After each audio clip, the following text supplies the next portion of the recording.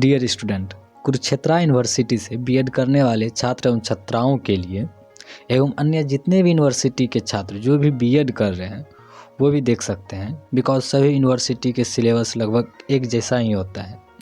कुछ चैप्टर अलग होते हैं, आप कमेंट करें, उन चैप्टर का भी हिंदी नोट्स प्रोवाइड किया जाएगी।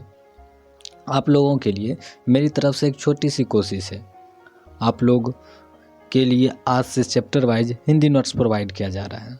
अगर आप लोगों को मेरी कोशिश पसंद आती है तो कमेंट करें। ओके डियर स्टूडेंट, आज चाइल्डहुड एंड ग्रोइंग अप का जो फर्स्ट चैप्टर का यूनिट 1 है, ग्रोथ एंड डेवलपमेंट, उसके बारे में आज डिस्कस किया जाएगा। तो आप इनको आसानी से देखिए और पढ़िए, समझने का कोशिश कीजिए और आपको ये बहुत ही हेल्प करेगी आपके बीएड के परीक्षाओं में। फर्स्ट सेमेस्टर का ये है और जितने भी स्टूडेंट हैं इनको अच्छे से देखें ताकि आपको आसानी से समझ में आए। ये चाइल्डहुड एंड ग्रोइंग अप जो है, ग्रोथ एंड डेवलपमेंट, वृद्धि और विकास जिसको हिंदी में बोला जाता है, ये लगभग सभी यूनिवर्सिटी के बीएड कॉलेजों में ये सिलेबस दिया गया है। लगभग सभी यूनिवर्सिटी का सिलेबस एक ही जैसा होता है, बट कुछ कुछ होता है अलग, तो उनका अलग से डिस्कशन हम करेंगे। आप सभी वीडियोज़ को अगर देखना चाहते हैं तो प्लेलिस्ट में जाके देखें, सभी वीडियोज़ का नोट्स उपलब्ध करवाया गया है और अच्छे तौर पे उनको सजा के लिखा गया है। तो देखते हैं आज का ग्रोथ एंड डेवलपमेंट। वृद्धि, ग्रोथ मीन्स वृद्धि और डेवलपमेंट मीन्स विकास। तो पहले वृद्धि क्या होता है, वृद्धि का अर्थ क्या होता है, उसके बारे में देखते हैं। तो वृद्धि का अर्थ होता है, वृद्धि का अर्थ शारीरिक वृद्धि से, किससे है, शारीरिक वृद्धि से।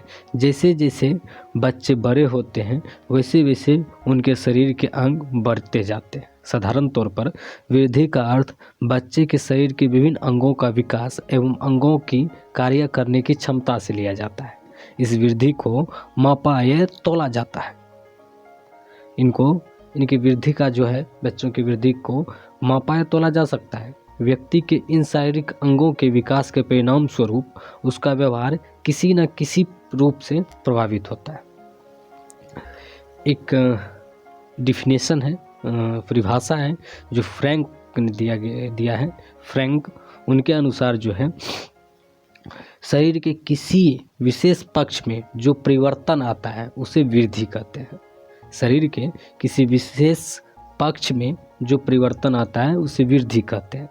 अब दूसरा देखते हैं विकास का अर्थ, डेवलपमेंट। क्या होता है डेवलपमेंट? विकास का तात्पर्य उस प्रक्रिया से है जिसके परिणाम स्वरूप किसी व्यक्ति के आंतरिक व बाह्य अवयवों में जन्म से मृत्यु तक कुछ निश्चित प्रकार से परिवर्तन आते रहते हैं। विकास गुणात्मक परिवर्तन है। बच्चों के शरीर की वृद्धि के साथ उसका मानसिक विकास भी होता रहता है। इसी को एक तरह से डेवलपमेंट आप बोल सकते हैं। डेवलपमेंट की परिभाषा हॉरलॉक के अनुसार दिया गया है। हॉरलॉक भी डिफिनेशन एक दिया है विकास का।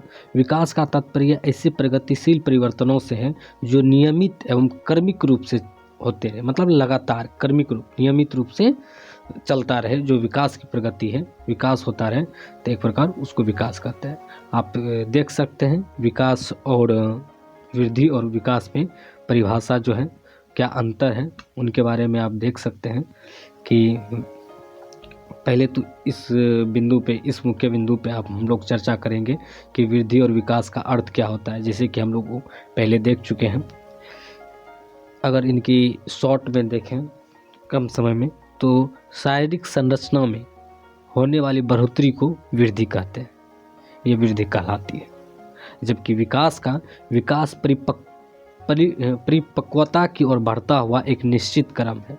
विकास, अगर इनका क्षेत्र देखा जाए तो क्षेत्र, वृद्धि का क्षेत्र सीमित होता है, इसमें केवल शारीरिक परिवर्तन को शामिल किया जाता है।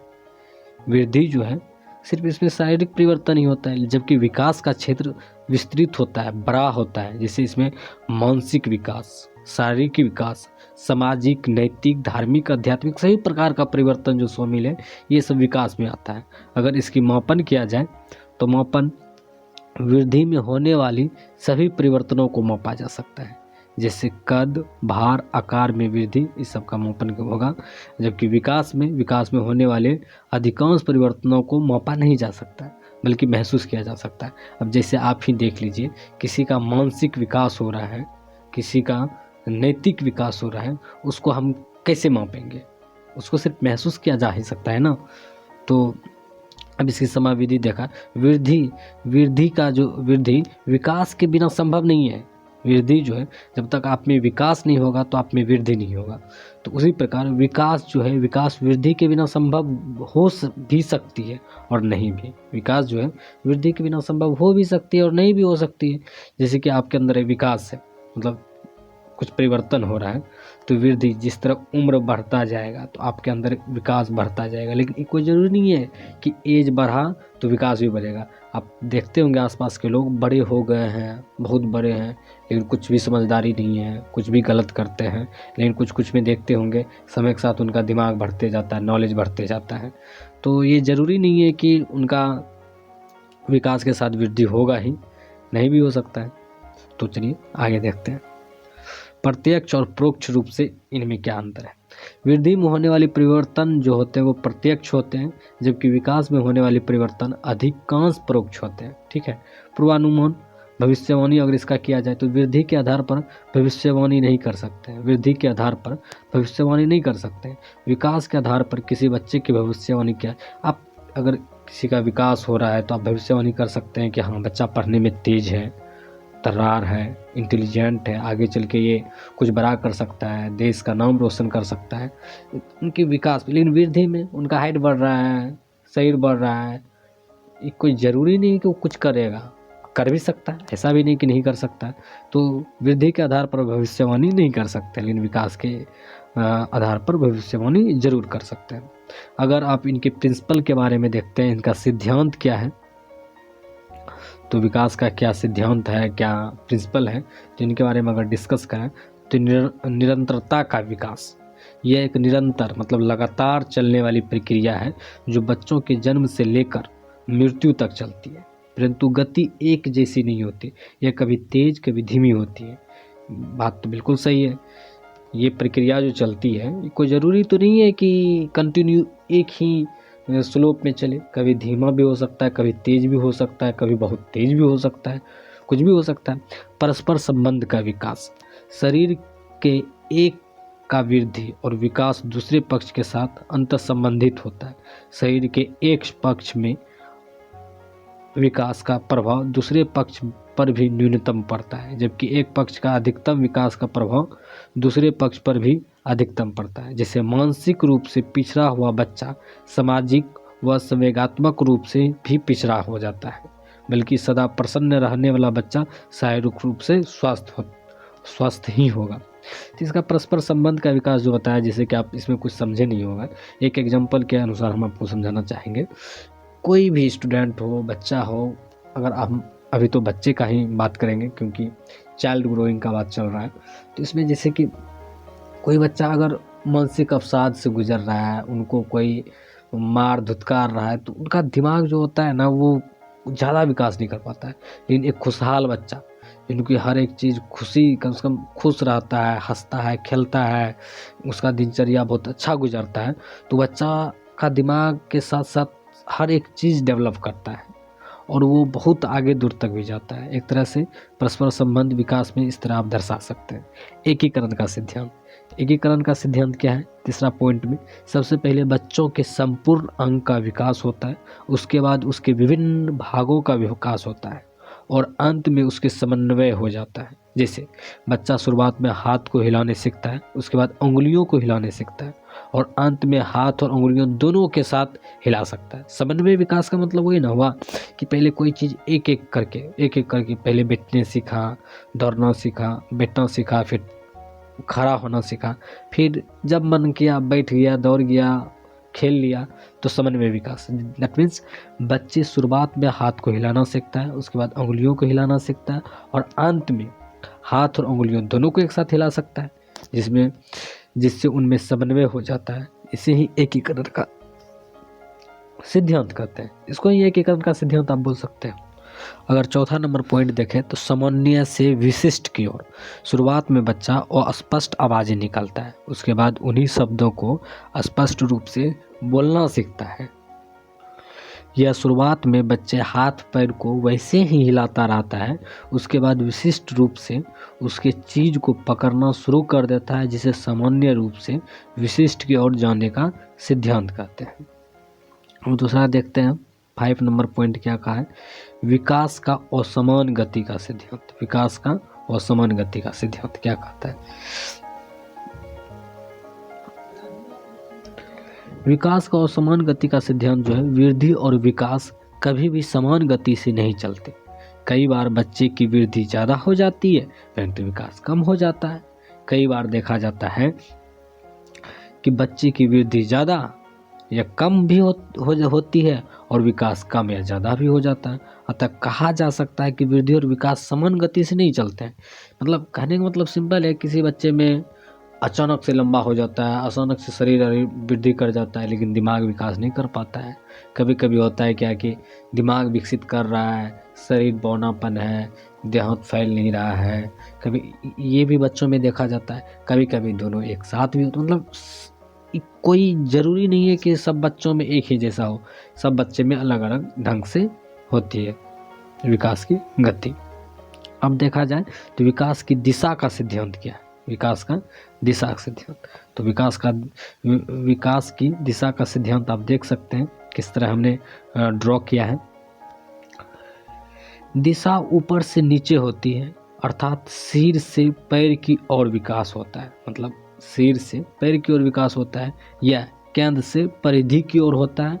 शरीर के ऊपर वाले अंगों का विकास पहले होता है। मतलब जब भी बच्चे बनते हैं, जब भी बच्चे का फॉर्मेशन होता है, जायगोट से भ्रूण से जब बच्चे का शेप लेता है, उनका सबसे पहले शरीर बनता है। वैसे बात किया जाए अंग का तो सबसे पहले हार्ट बनता है बच्चों में, लेकिन सबसे पहले जो विकास की प्रक्रिया है ना, तो ऊपर से है।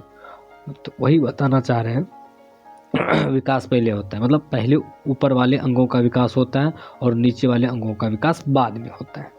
ठीक, हम देख सकते हैं कि किस तरह ड्रॉ किया गया है। इसमें सिर और पैर, परिधि और दूर से किस तरह दिया गया है।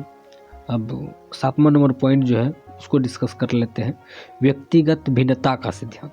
व्यक्तिगत भिन्नता का सिद्धांत में क्या है, किसी भी व्यक्ति का सिद्धांत उसके व्यक्तिगत भेदों पर आधारित होता है। अर्थात संसार में कोई भी दो बालक वृद्धि और विकास की दृष्टि से समरूप नहीं हो सकते।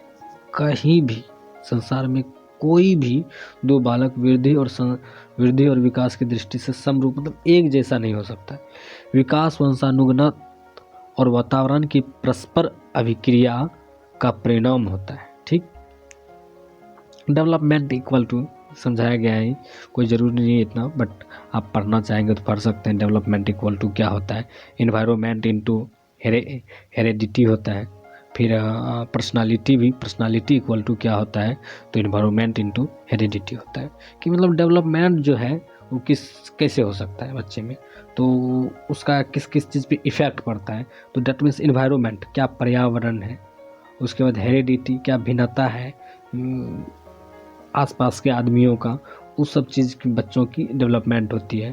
पर्सनालिटी, बच्चे की पर्सनालिटी किस स्वभाव का होगा, क्या किस तरह का होगा, वो डिपेंड करता है एनवायरनमेंट और हेरेडिटी पे ही। तो वो सब चीज़ आप यही समझाया गया है। ठीक है। नंबर 9, विकास रेखीय नहीं होता बल्कि स्प्रिंग आकार का होता है। मतलब रेखीय मतलब लाइन, एक लाइनर नहीं होता है, वो स्प्रिंग आकार होता है। ठीक है। विकास का भविष्यवाणी का सिद्धांत, विकास की भविष्यवाणी का सिद्धांत आप देखते हैं तो विकास में बच्चों के सभी पक्ष हमारे सामने होते हैं, इसलिए विकास का आधार पर भविष्यवाणी की जा सकती है। सिंपल है, क्यों नहीं कर सकते। विकास का भविष्यवाणी कहा जा रहा है कि आप विकास को देख के बच्चे की भविष्यवाणी कर सकते हैं, ऑफकोर्स कर सकते हैं, क्योंकि बच्चे का विकास जो हो रहा है उस सामने से दिखता है कि क्या क्या कर रहा है, उनका एक्टिविटीज़ क्या है, वो किस चीज़ में इंटरेस्ट रख रहा है, वो किसके प्रति आकर्षित हो रहा है। तो उनको देख के हम लोग अनुमान लगा सकते हैं, भविष्य कर सकते हैं कि बच्चा किस क्षेत्र में जाएगा, किस तरफ इनका अट्रैक्शन ज़्यादा है। यही कहा गया है। अब विकास की अवस्थाएं देख लेते हैं। वैसे विकास की अवस्थाएं 6 होती है, ठीक है। कहाँ कहाँ से होती है वो अच्छे से डिस्कस कर लेते हैं। हम आप लोगों के ध्यान में समय का ध्यान रखते हुए बड़ी कम समय में डिस्कस करना चाहते हैं, कर रहे हैं। वैसे डिस्कस करने के लिए तो बहुत ज़्यादा टाइम, वीडियो लंबा नहीं खींचा जाए, इस वजह से कम समय में आप लोगों को अच्छा से अच्छा कंटेंट देना चाह रहे हैं। मुझे पता है कि आप लोग जनरल कंपटीशन का भी तैयारी कर रहे होंगे, तो उनका भी ध्यान रखना होता है, समय का तो अभाव चल ही रहा है। बट अगर आप लोग और डिटेल्स में पढ़ना चाहते हैं तो हम तो आपको बताया ही है कि बहुत सारा लक्ष्मी का आता है, बहुत सारा पब्लिकेशन आता है, बुक प्रेफरेंस से वो कोई प्रेफरेंस बुक रखिए अपने पास और उनको पढ़िए। देखते हैं विकास की अवस्था है। पहला है गर्भावस्था। गर्भावस्था में क्या है? बीजावस्था।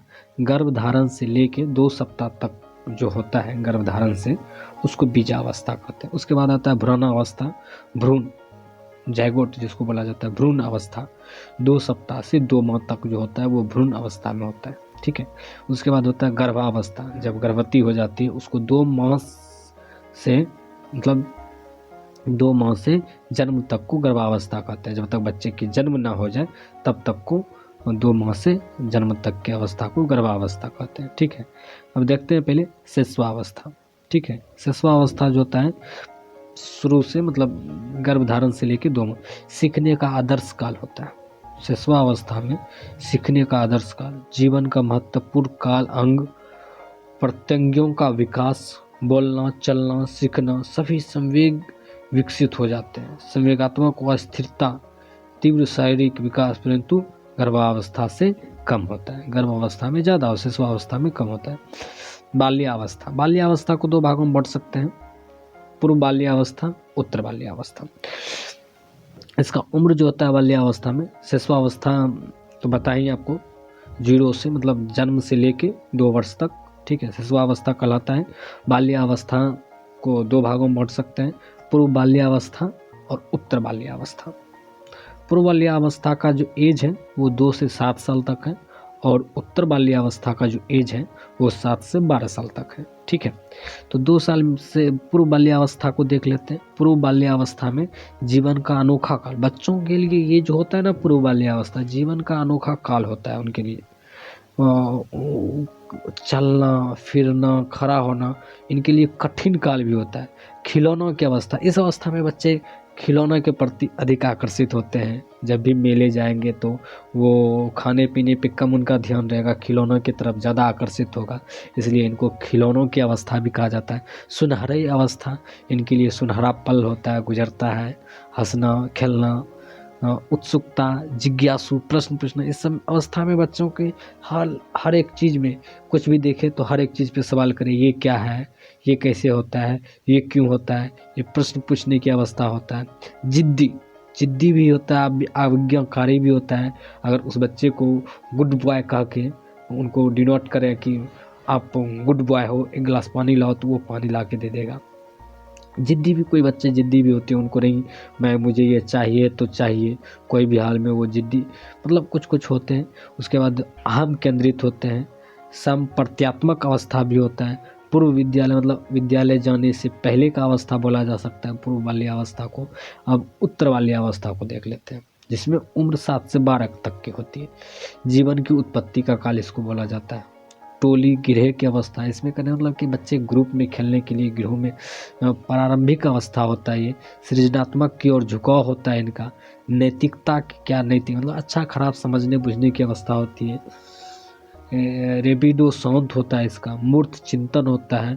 लड़कियों का शारीरिक विकास लड़कों से ज़्यादा, मतलब ये तो नेचुरल है, आप लोग जानते भी होंगे कि जो लड़का का एज रहता है, लड़की का जो शारीरिक विकास है वो लड़कों की अवस्था में कंपैरिजन में कुछ ज़्यादा विकसित होता है, मतलब जल्दी विकसित होता है, कम समय में होता है। लड़कों के कंपैरिजन में अगर किया जाए तो लड़कियों का शारीरिक विकास जो है लड़कों से ज़्यादा होता है। अब देखते हैं किशोरावस्था। किशोरावस्था जो है वो 12 से 20 साल के एज को किशोरावस्था कहते हैं। इसमें तीव्र संवेग होता है, तनाव तूफान संघर्ष की अवस्था होता है। जैसे कि अभी शायद आप लोग गुजर रहे होंगे 12 से 20, किशोरावस्था में ही इसको बोला जाता है। वैसे 20 प्लस भी आप लोग होंगे, क्या कि बीएड कर रहे हैं तो हो ही जाता है, नहीं तो इसी एज में ही गुजर रहे होंगे, किशोरावस्था में। जीवन का बसंत काल बोला जाता है इसको, संवेग क्रांति बोला जाता है। समझ रहे हैं ना जीवन का बसंत काल का क्या मतलब है? प्रेम, यही सब, अमूर्त चिंतन, व्यक्तित्व पूजा, तीव्र शारीरिक परिवर्तन, स्त्रियोचित पुरुषोचित भूमिका का निर्वाह। आप लोग पढ़े लिखे हैं तो आप सब बात समझ ही रहे होंगे, बट ये किशोरावस्था का कुछ कुछ पॉइंट दिया गया है, तो आप इस सब पॉइंट को देखें और इसको चाहे तो अपने स्टाइल में, अपने क्या बोला जाए उस तरह से, अपने भाषा में इनको वेरीफाई, आई मीन डिटेल्स में लिख सकते हैं। उसके बाद प्रौढ़ावस्था आता है। प्रौढ़ावस्था को एक तरह से 20 से 60 साल को प्रौढ़ावस्था बोल सकते हैं। प्रौढ़ावस्था में वही है कि आदमी एक तरह से यंग हो जाते हैं, फिर अपने बहुत सारे काम काज पे ध्यान देने लगते हैं, घरेलू जीवन, गृहस्थ जीवन। इसी जीवन में एक लड़की माँ बनती है, इसी एज में कोई लड़का पिता भी बन जाता है। बहुत सारा इसमें चीज़ है, इसमें देखने को। इसी एज में वही पिता दादा भी बन सकता है 60 के एज तक में। प्रौढ़ावस्था, वृद्धावस्था आप जान ही रहे हैं, 60 से मृत्यु तक की इस अवस्था में वही बच्चों वाली स्टाइल, सुबह उठना, घूमना फिरना, बस 10 लोगों के साथ बैठ के। आप आसपास में देखते ही होंगे क्या है वृद्धावस्था का, वृद्ध लोग क्या क्या करते हैं। आप वो सब चीज़ को अपने भाषा में अच्छे से लिखें, नंबर्स आपको अच्छे मिलेंगे, अच्छे मार्क्स मिलेंगे। कोई ज़रूरी नहीं है कि किताबी भाषा ही लैंग्वेज होना चाहिए, आप आस पड़ोस को देख के भी ये नोट्स कर सकते हैं, ठीक है। अब बालक का जो होता है, बच्चों का जो होता है शारीरिक विकास जो होता है, उसके बारे में देख लेते हैं। आपको जैसा कि पहले बता ही चुके हैं, तब पर भी आप देख लीजिए इसके, ये ग्रोथ एंड डेवलपमेंट चाइल्ड का जो होता है उसी के बारे में दिया गया है। आपको सिर्फ एक ही वीडियो में आपको लगभग क्वेश्चन सॉल्व मिल जाएगी, क्योंकि एक और वीडियो आएगी इसके बाद। उसके बाद आपको यूनिट 1 ख़त्म हो जाएगा, यूनिट 2 का फिर आएगा।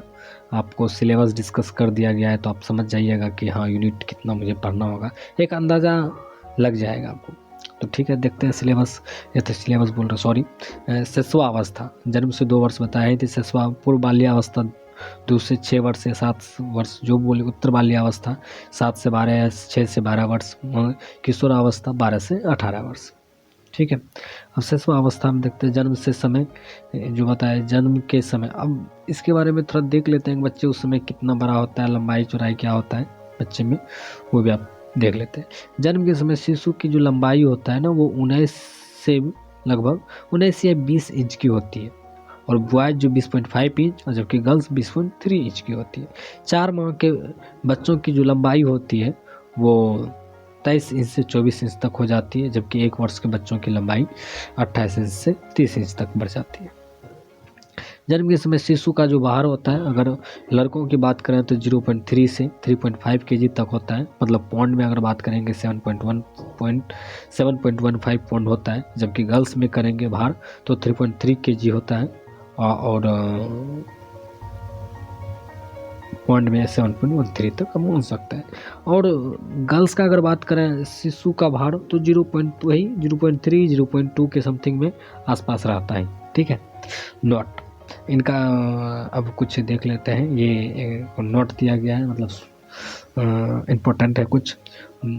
4 माह का स्वस्थ शिशु जन्म के भार का दुगुना वजन प्राप्त कर लेता है। 4 माह का स्वस्थ शिशु अगर रहे, जन्म के भार का दुगुना हो जाएगा। अगर जन्म के समय मान लीजिए वो एक तरह उतना 1 kg होता नहीं है, मान लीजिए 1 kg का है जन्म के समय, तो वो अगर स्वस्थ है तो 4 महीना में 2 गुना हो जाएगा, मतलब 2 kg हो जाएगा।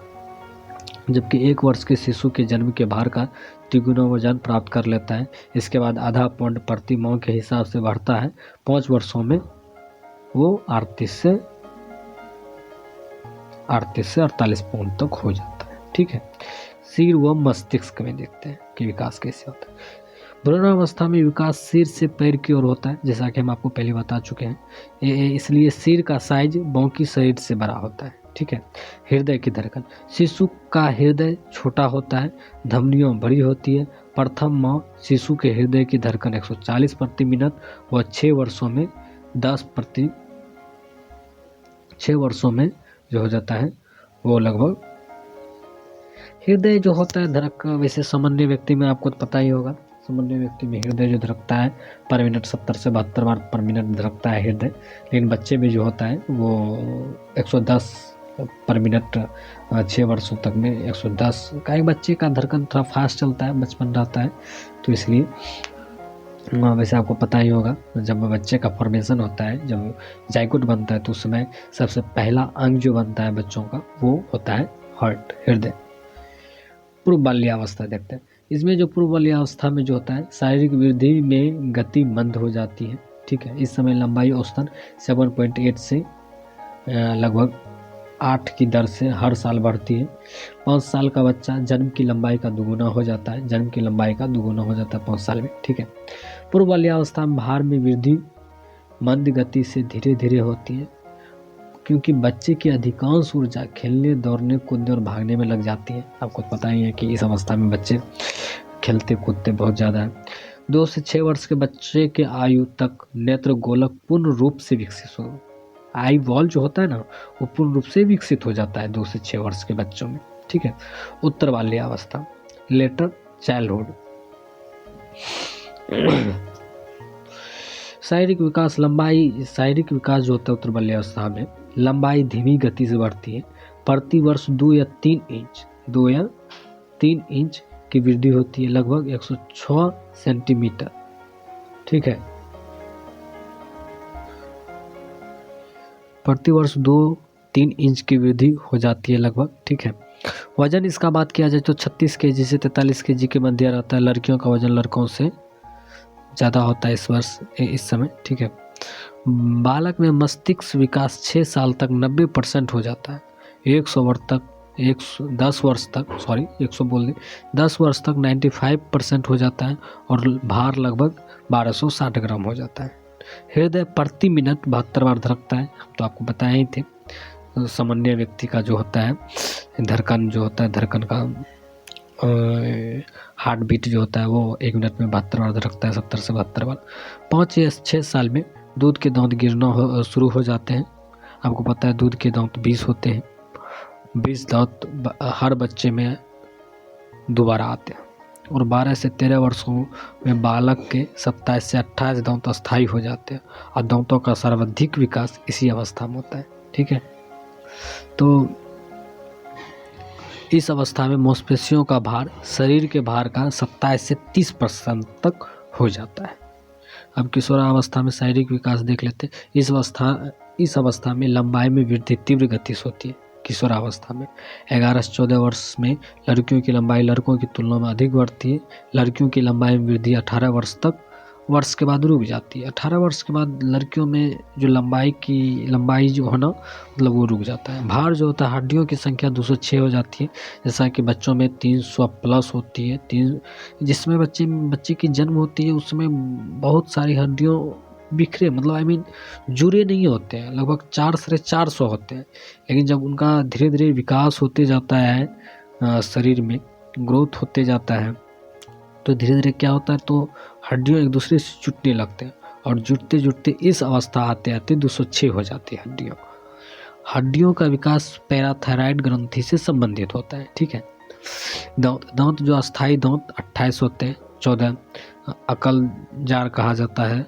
प्रज्ञा दांत भी निकल आती है। लड़कियों में प्रज्ञा दांत पहले आते हैं, लड़कों के पहले आते हैं। शारीरिक विकास में सबसे पहले नाड़ी संस्थान का विकास होता है। शारीरिक विकास में सबसे पहले जो होता है वो नाड़ी का मतलब क्या होता है, जिसको हम लोग नस बोलते हैं, जिससे ब्लड का फ्लो होता है शरीर में। तो आज का क्लास यहाँ तक ही किया जाएगा। आप बताइए, इस वीडियो को देखिए पूरी तरह से, अच्छे से समझिए और बताइए कि कैसा लगा आज का डिस्कशन। अगर आपको अच्छा लगता है तो बताइए और आगे भी इसी तरह के वीडियो आते रहेंगे। अगर आपको अच्छी लगती है तो कमेंट ज़रूर करें। अगर अपने आसपास के दोस्त हैं तो इस वीडियो को शेयर और लाइक और इस चैनल को ज़रूर सब्सक्राइब करें। और आपको अगर आप इंटरेस्टेड हैं ये ध्रुवा स्टाइल क्या होता है तो हम आपको बताएंगे कि ये ध्रुवा स्टाइल क्यों नाम पड़ा है इस चैनल का। इसका भी एक इंटरेस्टिंग कहानी है जो सुन के बड़ी मज़ा आएगा। तो डियर स्टूडेंट, आज का वीडियो यही ख़त्म होता है। Thank you so much.